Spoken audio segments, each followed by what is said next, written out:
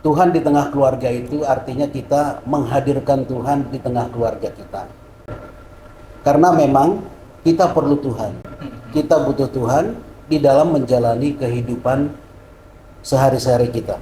Nah kalau misalkan nih kasusnya ini orang tuanya yang lagi jauh dari Tuhan, sedangkan kalau anak ngasih tahu orang tua kan kesannya kayak, kamu anak kecil tahu apa kamu, kan biasa begitu kan. Kira-kira gimana sih respon kita nih? Tuhan bisa pakai siapa saja, termasuk anak kecil.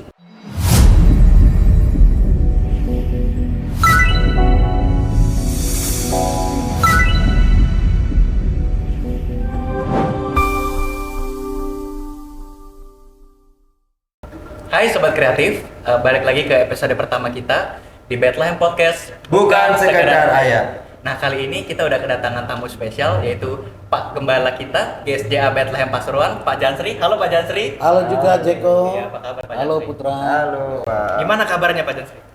Kabarnya dahsyat luar biasa. Yes. Yes. Oke, jadi kita kali ini temanya adalah Tuhan di tengah keluarga kita. Nah, pertanyaan pertama, dan kenapa sih kita tuh perlu dalam keluarga kita untuk memprioritaskan Tuhan tuh kenapa ya Pak? Ya, Tuhan di tengah keluarga itu artinya kita menghadirkan Tuhan di tengah keluarga kita. Karena memang kita perlu Tuhan. Kita butuh Tuhan di dalam menjalani kehidupan sehari-hari kita. Di dalam setiap musim kehidupan kan musim itu silih berganti. Terkadang kita juga sebagai anak-anak Tuhan atau pengikut Kristus tidak selalu mudah jalannya. Kadang kita bertemu dengan adanya jalan-jalan yang berbelok-belok, jalan-jalan yang turunan, naikan, bahkan berlubang-lubang. Banyak hal yang bisa kita temukan.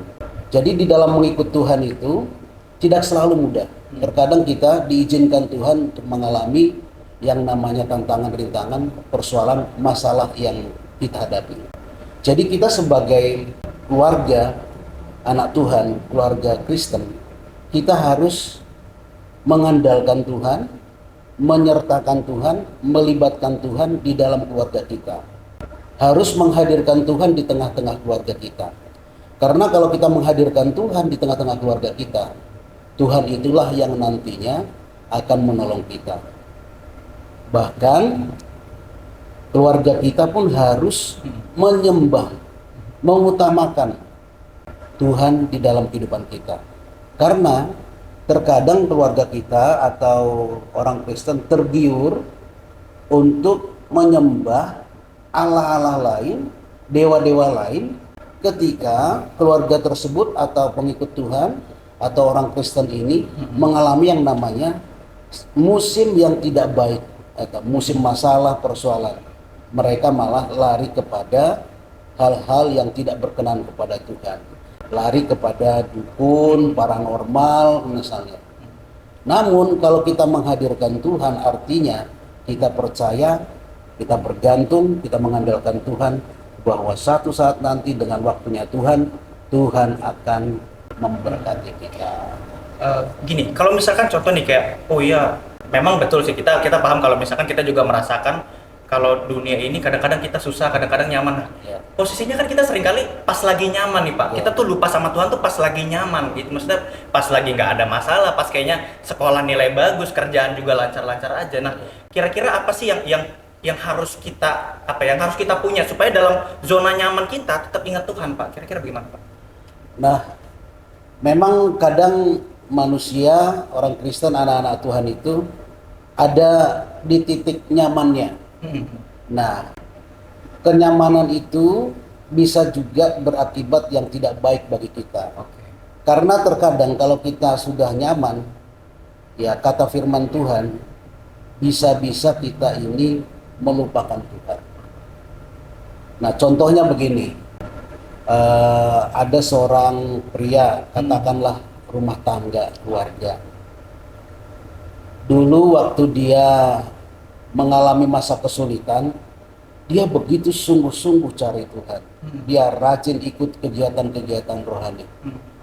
Namun setelah keluarga ini ya mendapat pekerjaan, kemudian dia kehidupan yang lebih baik dari sebelumnya, akhirnya dia melupakan Tuhan. Jadi kegiatan rohani, berdoa, beribadah itu suatu hal yang tidak menarik lagi baginya. Karena apa? Dia sudah ada kok tanpa Tuhan. Nah, itulah kelirunya pandangan.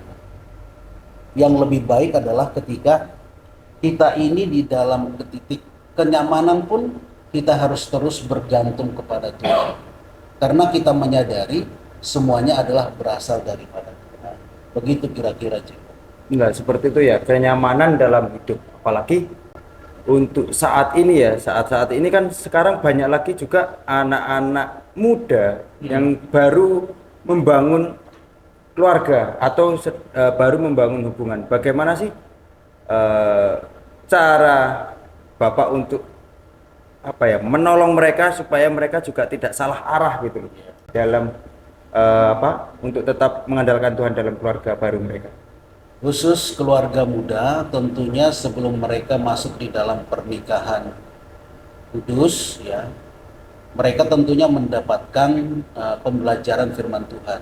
Kalau di gereja kita, sebelum mereka masuk di dalam pemberkatan nikah yang kudus, mereka mendapatkan 12 sesi, ya, topik-topik pembelajaran firman Tuhan supaya keluarga ini juga diarahkan untuk mengutamakan Tuhan di dalam kehidupan rumah tangga mereka, sekalipun itu masih keluarga muda.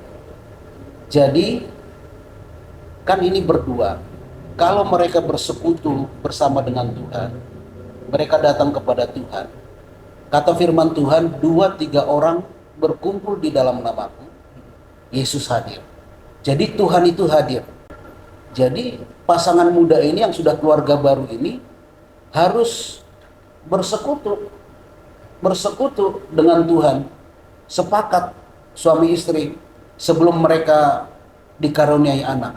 Tetap mereka harus mengutamakan Tuhan, mengandalkan Tuhan di dalam kehidupan mereka supaya suatu saat nanti mereka tetap kuat dan itu bisa diwariskan kepada anak-anak. Selalu utamakan Tuhan, selalu andalkan Tuhan, bergantung kepada Tuhan. Karena apa? Tanpa Tuhan ini kita tidak bisa berbuat apa-apa.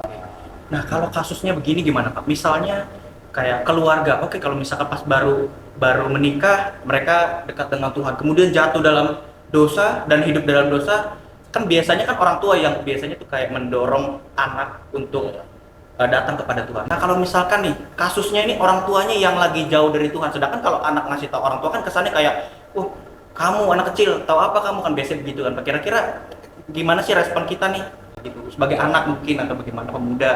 Saya mau katakan kepada kita sekalian, Tuhan bisa pakai siapa saja, termasuk anak kecil, termasuk anak di tengah keluarga mereka. Tuhan bisa pakai untuk mengingatkan orang tuanya.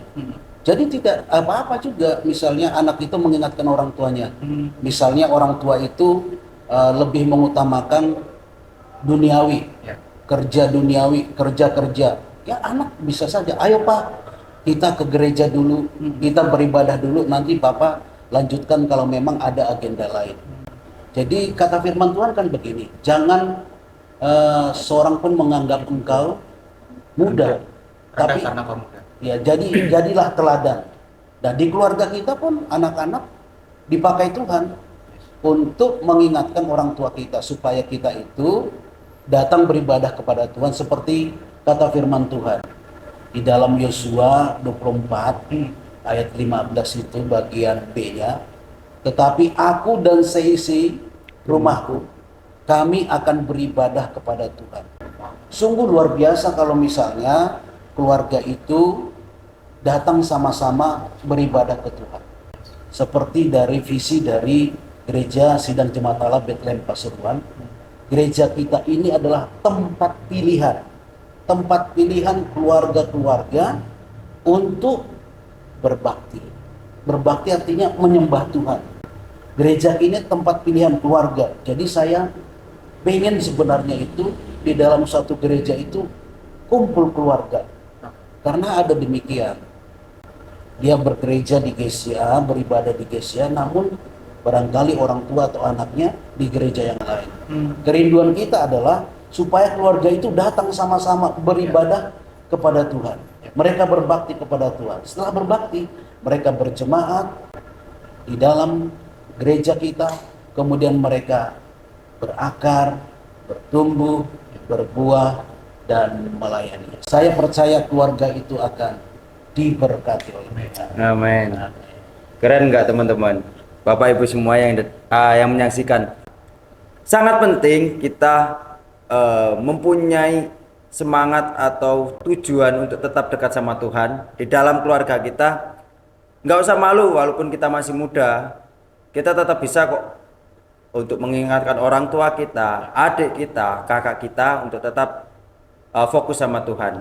Jadi tetap fokus dan jangan lupa juga untuk tetap ikutin kita, keseruan kita, dan jangan lupa follow sosmed kita baik YouTube, Instagram, dan semuanya. Tuhan Yesus memberkati.